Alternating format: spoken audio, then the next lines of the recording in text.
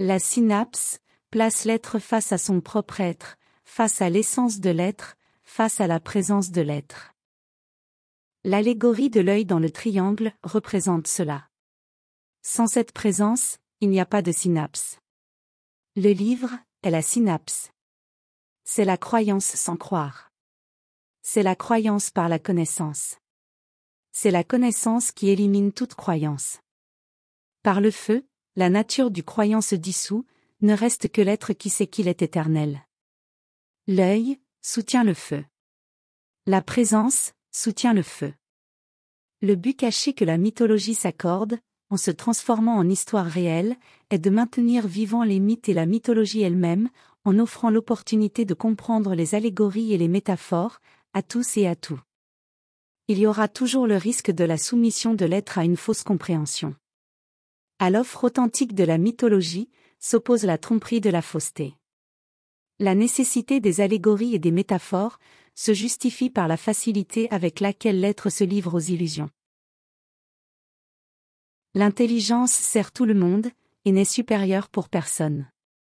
L'intelligence est présente aussi bien chez l'être qui veut savoir, c'est-à-dire, chez l'être qui cherche la sagesse, que chez l'être soumis aux interprètes de la vie. Comprendre les mythes et la mythologie, c'est comprendre le rôle de l'être, ses forces, ses fragilités, ses outils, ses chemins, et ses dépassements. La mythologie cache l'être.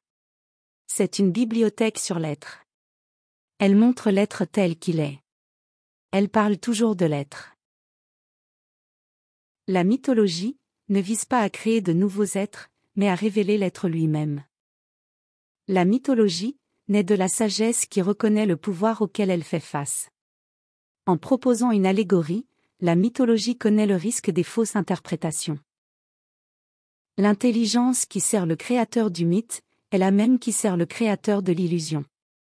Le créateur de l'illusion transforme le mythe en illusion et y ajoute de nouvelles valeurs pour soutenir comme vérité le monde illusoire. Le mythe contient plus de réalité et de vérité que l'univers créé, dans lequel l'être semble se trouver. L'intelligence propose de plus en plus de nouveaux éléments et concepts, en plus de l'illusion qui existe déjà dans l'esprit de l'être, afin de le confondre et de le maintenir dans l'irréalité.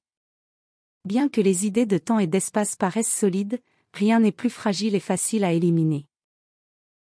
L'être qui se pose en observateur silencieux, perçoit clairement le chemin de formation des idées.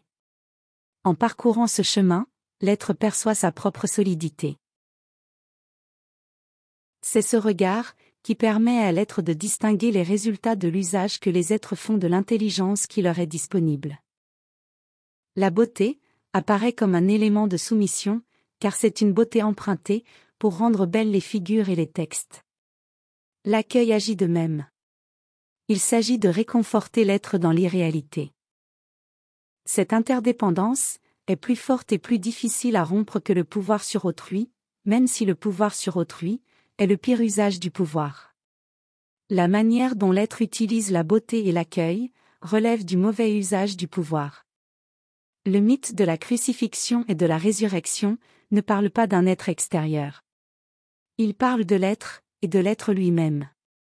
Et aussi puissante que soit la transformation de la mythologie en fausse vérité, cela est trop évident.